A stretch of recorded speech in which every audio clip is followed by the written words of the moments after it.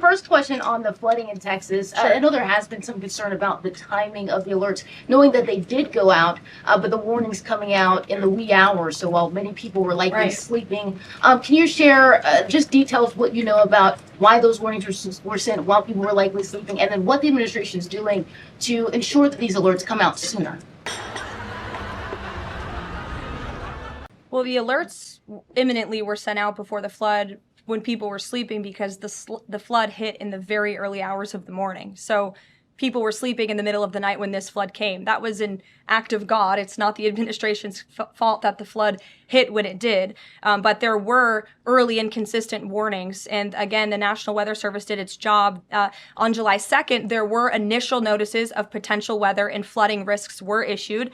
On July 3rd, escalating warnings throughout the day with a flood watch issued at 1:18 p.m.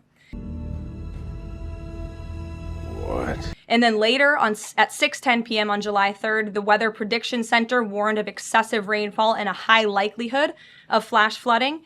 At 6:22 p.m. July 3rd, National Weather Center issued a hydraulic warning highlighting considerable flooding risks, including in Caryville County.